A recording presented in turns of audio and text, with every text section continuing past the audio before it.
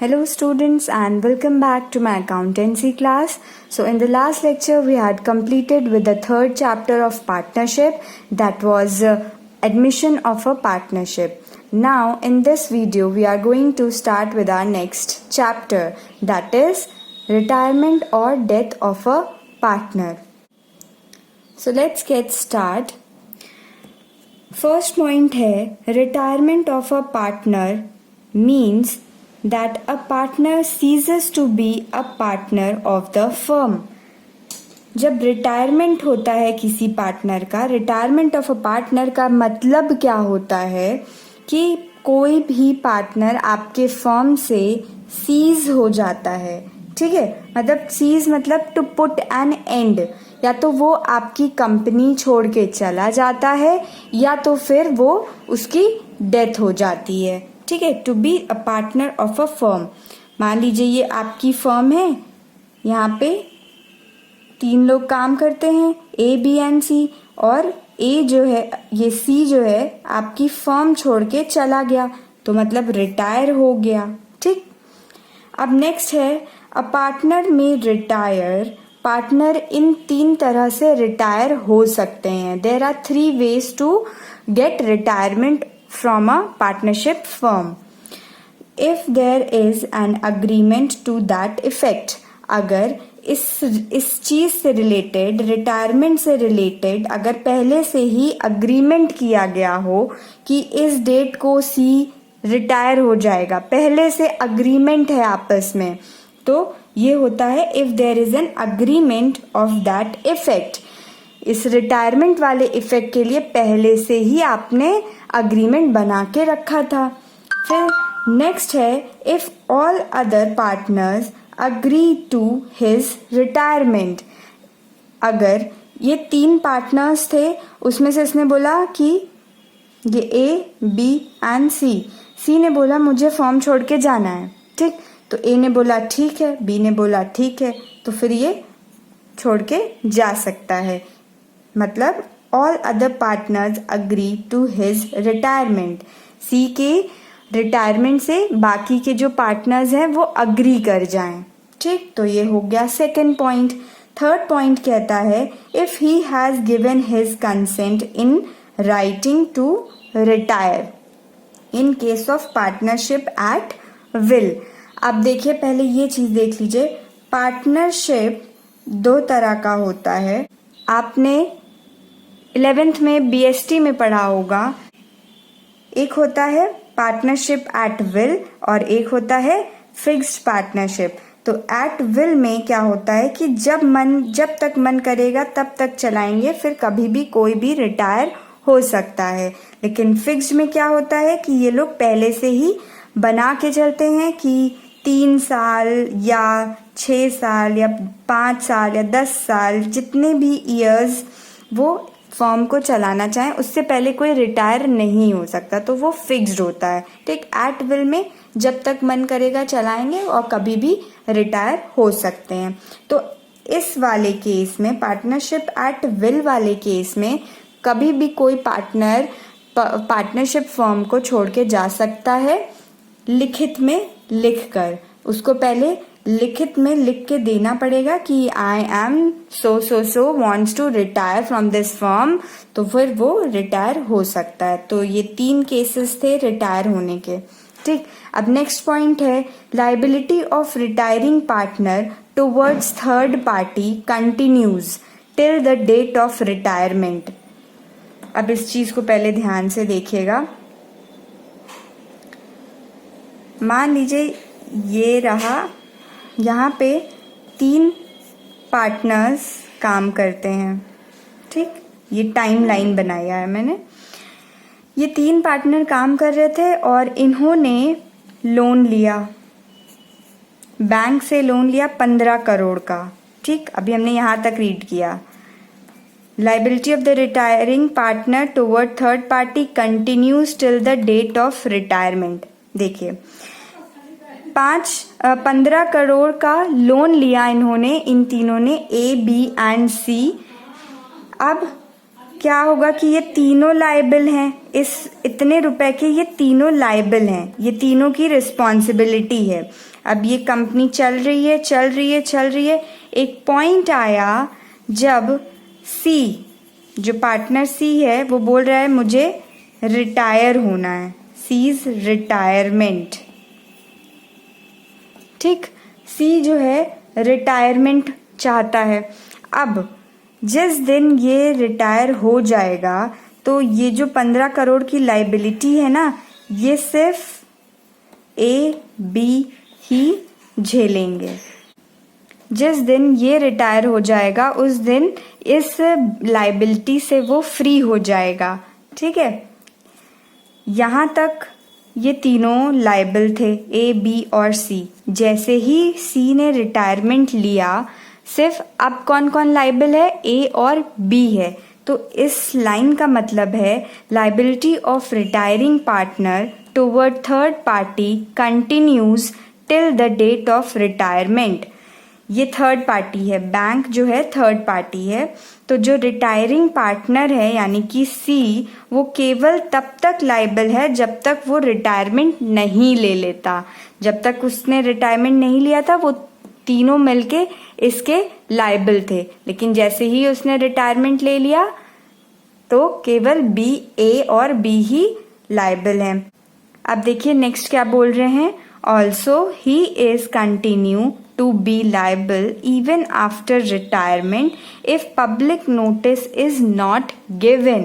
अब जिस दिन सी रिटायर हुआ था, इसने अगर पब्लिक नोटिस नहीं दिया तब वो आगे भी लायबल रहेगा। मतलब अगर अपनी रिटायरमेंट वाले दिन इसने पब्लिक नोटिस नहीं जमा किया तो कुछ भी गड़बड़ होता है तो इसको भी उठाकर जेल में डाल दिया जा सकता है। मतलब ये भी लायबल होगा, ये भी दोषी माना जाएगा। उस दिन ये नहीं कह सकता कि मैं यहाँ से रिटायरमेंट ले चुका हूँ। ठीक, तो पब्लिक नोटिस देना कंपलसरी है। अब पब्लिक नोटिस क्या होता है, अभी आप लोग जब बड़े हो जाओगे तो इसके बारे में डिटेल में पढ़ोगे, लेकिन अभी हम आपको बता दे रहे हैं कि पब्लिक नोटिस जो है दो तरीके से दिया जाता है, दोनों चीज़ें दी जाती हैं।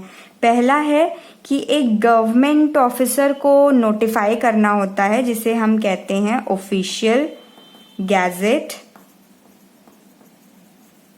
सेकंड होता है, सेकेंडली उसको ये करना होगा कि एक इंग्लिश न्यूज़पेपर में छपवाना पड़ेगा अपने रिटायरमेंट के बारे में, और एक लोकल न्यूज़पेपर में छपवाना पड़ेगा अपनी रिटायरमेंट के बारे में। ठीक, तो अगर ये दोनों काम करना ये भूल गया तो इसको बाद में भी लायबल माना जाएगा। ठीक है, और अगर इसने पब्लिक नोटिस दे दिया तो ये फ्री है, एकदम फ्री है इस फर्म से। ओके स्टूडेंट्स, आ गई बात समझ में? चलिए अब हम देखते हैं कि हमें इसमें क्या क्या टॉपिक्स पढ़ने हैं। पहला है calculation of new ratio and gaining ratio. पहला है हमें यहाँ पे न्यू रेशियो निकालना है और गेनिंग रेशियो निकालना है। जैसे हमने एडमिशन में सीखा था कि हम वहाँ पे सैक्रिफाइसिंग रेशियो निकालते थे, यहाँ पे हमें गेनिंग रेशियो निकालना होगा। ठीक, अब सेकंड है ट्रीटमेंट ऑफ गुडविल। देखिए हम लोग एडमिशन के टाइम पे क्या करते थे, एडमिशन दो पार्टनर्स या पहले से कुछ पार्टनर्स होते थे और एक पार्टनर्स एडमिशन लेना चाहता था। ठीक, तो जब वो एडमिशन लेना चाहता रहता था तो इन दोनों कुछ अपने प्रॉफिट्स को सैक्रिफाइस करते थे, तो ये लोग सैड हो जाते थे। ठीक, तो इनको कंपनसेट करने के लिए ये क्या लाता था अपने साथ, पीएफजी लाता था, गुडविल, अपने शेयर की गुडविल लाता था इनको कॉम्पनसेट करने के लिए, जिसको हम प्रीमियम फॉर गुडविल बोलते थे, पीएफजी। ठीक, लेकिन रिटायरमेंट के समय में एक पार्टनर आपकी फर्म छोड़ के जाना चाहता है। ठीक, तो जब ये जाता है तो ये अपने कुछ शेयर्स इन दोनों को बांटते हुए जाता है।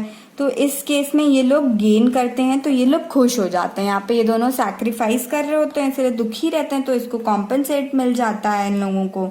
लेकिन यहाँ पे तो जब एक पार्टनर छोड़ के चला जाएगा तो अपने शेयर्स इन दोनों को बांट के जाएगा, तो इन लोग गेन कर रहे होंगे, इसीलिए हम लोग यहाँ पे गेनिंग रेशियो निकालते हैं। ठीक है, तो जब ये जाएगा तो इसको ये बोलेगा कि अभी तक हमने जितनी भी मेहनत की, हमने कमाया, हमने भी प्रॉफिट अर्न करने में मदद की, तो उसके बदले हमको क्या मिलेगा। ठीक, तो फिर ये दोनों कहते हैं कि हम दोनों अपनी गेनिंग रेशियो में आपको गुडविल दे देंगे। ठीक, तो फिर इनको गुडविल दिया जाता है, तो उसकी ट्रीटमेंट हम लोग यहाँ पे सीखेंगे। ठीक है, नेक्स्ट है ट्रीटमेंट ऑफ अक्यूमुलेटेड लॉसेस। ये भी हमने एडमिशन के टाइम पे सीखा था और ये रिटायरमेंट के टाइम भी वही सीखेंगे, तो ये सेम है बिल्कुल। ये भी हम लोग सीख चुके हैं, ये भी सेम ही है। ये अभी हम लोग छोटा सा ही है, थोड़ा बहुत तो एडमिशन में भी सीख ही लिया था। ठीक है, फिर है ट्रीटमेंट ऑफ फ्री रिजर्व्स। अब देखिए, treatment of accumulated losses and treatment of free reserves बिल्कुल सेम है जैसे कि हमने पार्टनरशिप में एडमिशन ऑफ पार्टनरशिप में सीखा था। जो अक्यूमुलेटेड लॉसेस होते हैं वो कूड़े होते, गार्बेज होते हैं, जो आपस में ये लोग मिल बांट के साफ कर देते हैं अपने ओल्ड रेशियो में। ठीक, और फ्री रिजर्व्स क्या होते थे, जो हम कहते थे चॉकलेट्स होते थे, स्वीट्स, जो आपस में ये लोग डिस्ट्रीब्यूट कर लेते थे अपने ओल्ड रेशियो में। फिर नेक्स्ट है revaluation of asset and liability. इसको तो हम लोगों ने बहुत बार किया है। रिवैल्यूएशन अकाउंट बनाते थे हम लोग, एसेट और लायबिलिटी का जब भी रिवैल्यू होता है तो हम लोग रिवैल्यूएशन अकाउंट बनाते हैं, तो ये भी बिल्कुल सेम है। फिर है रिटायरिंग पार्टनर्स लोन अकाउंट। ये आप लोगों के लिए थोड़ा न्यू है, ये हम लोग सीख लेंगे। फिर कैपिटल एडजस्टमेंट भी थोड़ा न्यू है, आप लोग ने एडमिशन में तो सीखा ही था, यहाँ पे भी फिर से सीख लेंगे। ठीक है, तो यहाँ तक ये 5 टॉपिक्स तो हमारे ऑलरेडी कवर्ड हैं। ठीक है, ये 5 टॉपिक्स हमारे ऑलरेडी हम लोगों ने कवर कर लिए हैं पिछले कुछ चैप्टर्स में। हमारा न्यू टॉपिक ये दोनों रहेगा। चलिए हम लोग क्वेश्चंस करेंगे। आज हम लोग इसके बारे में देखते हैं। Point number 1, calculation of new ratio and gaining ratio.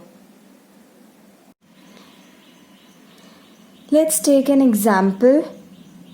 A, B and C are 3:2:1 partners. B retires. Find new ratio and gaining ratio. बोल रहे हैं ए, बी और सी 3:2:1 रेशियो में अपने शेयर प्रॉफिट को शेयर करा करते थे।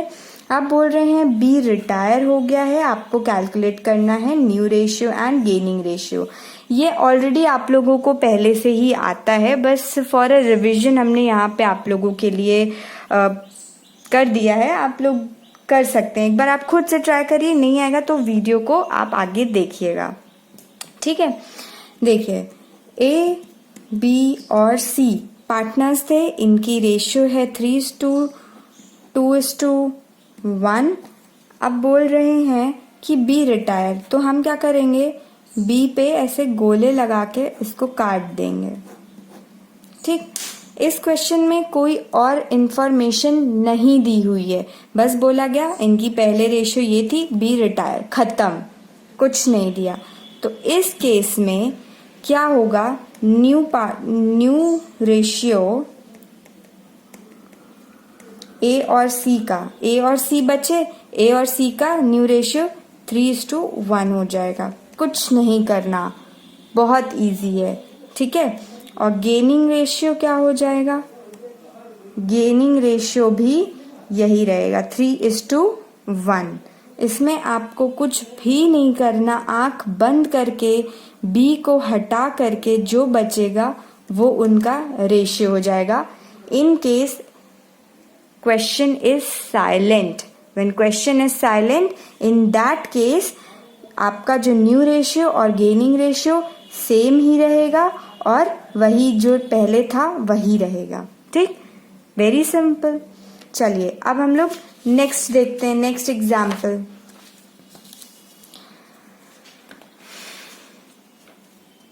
क्या कह रहे हैं, L, M and O are partners sharing profit in 3:2:2. M retires and his share was divided equally between L and O. अब देखिए, अब इसमें थोड़ा सा चेंजेस आ गया है, ठीक। L है, M है, O है, ठीक। अब ये लोग किस रेशियो में अपने प्रॉफिट्स को शेयर कर रहे थे, 3:2:2 में।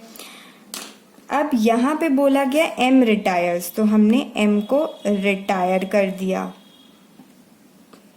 M ने क्या किया, जाते जाते, and his share was divided equally between L and O, अपने शेयर को आधा आधा इन दोनों को दे दिया, यानी कि 1:1 में इन दोनों को बांट दिया, ठीक है। तो चलिए कितना शेयर्स इसने बांटा देखते हैं। एम्स शेयर कितना है, 2/3, 4, 5, 6, 7, ठीक। अब इसका हाफ बोल रहे ना, इक्वली, हाफ जो है एल को देगा, हाफ जो है ओ को देगा, अपने शेयर का हाफ। कितना आ जाएगा, ये हो जाएगा, ये कैंसिल हो गया, ये हो गया 1/7। इतना जो है एल को भी दे दिया और इतना जो है ओ को भी दे दिया। तो इनकी जो एल और ओ है, इनकी गेनिंग रेशियो तो हमको पता चल ही गई थी पहले ही। गेनिंग रेशियो क्या है, 1:1, क्योंकि इक्वली ये लोग गेन करेंगे, है ना। ये हो गई इनकी गेनिंग रेशियो। अभी न्यू रेशियो निकालते हैं हम लोग। कैसे निकालेंगे न्यू रेशियो, देखिए L की पहले कितनी थी, 3/7, इसको 1/7 M ने दे दिया, तो 1/7 ऐड कर देंगे, 7। O के साथ भी यही हुआ, 2/7 थी पहले, फिर 1/7 O से ले लिया इसने, है ना, तो ऐड कर दिया। इसको कैलकुलेट कर लीजिए, 4/7, ये हो जाएगा 3/7, ठीक। तो ये देखिए आपका आ गया, ये आपका न्यू रेशियो मिल गया 4:3, ठीक है। ये आपका न्यू रेशियो है और ये आपका गेनिंग रेशियो है। इजी है। चलिए अब नेक्स्ट केस देखते हैं। बोल रहे हैं A, B, C were 2:2:1 partners. B retires. B retire हो गया. The new ratio of A and C is equals to 3:1. Find gaining ratio. अब इस क्वेश्चन में आपको बता दिया गया कि पहले ये लोग इस रेशियो में कर रहे थे अपने प्रॉफिट को शेयर। अब जब B के जाने के बाद A और C की न्यू रेशियो आपको दी हुई है, जो हम लोग यहाँ पे निकाल रहे थे, ये पहले से निकाल के दिया हुआ है। चलिए देखते हैं। A, B और C 2:2:1, ठीक है। फिर उसके बाद ये रिटायर हो गया B, और ये हो गई इनकी ओल्ड रेशियो, है ना। अब न्यू रेशियो दे दिया, B तो चला ही गया। न्यू रेशियो बोल रहे हैं A की कितनी है, 3 है, और C की कितनी है, 1 है। तो अब हम लोगों को गेनिंग रेशियो निकालना है। ये हमने सीखा था पहले भी कि हमें जब भी बोला जाए गेनिंग रेशियो निकालो या सैक्रिफाइसिंग रेशियो निकालो, सैक्रिफाइसिंग या गेनिंग रेशियो, तो एक फॉर्मूला हमने सीखा था, old minus new ratio, right. ये एक फॉर्मूला सीखा था हमने, तो वही फॉर्मूला लगाएंगे, ओल्ड माइनस न्यू करेंगे। तो A का कितना था, 2/5, तो हमने यहाँ पे 2/5 लिख दिया, ठीक है। अब न्यू कितना है 3/4, 3/4। नाउ सी, इसका कितना था 1/5, माइनस कर देंगे, न्यू कितना है 1/4, इसका एलसीएम ले लेंगे हम लोग, तो आ जाएगा 20, ये हो जाएगा 8 - 15, ये हो जाएगा -20, और इसका हो जाएगा 4 - 5/20, ये हो जाएगा -1/20। माइनस में आता है मतलब हम गेन कर रहे होते हैं, ये हमने पिछले वीडियोस में सीखा था जब हम लोगों ने change in profit sharing ratio सीखा था, तो सेकेंड चैप्टर ऑफ पार्टनरशिप। ठीक, तो इनका गेनिंग रेशियो आ गया 7:1। ठीक, ये इसका गेनिंग रेशियो है, ये ए का है और ये सी का है। ठीक, hope you have understood all these points. Kindly note down in your notebook and ask if you have any problem. Keep practicing questions. Thank you, students. Have a nice day.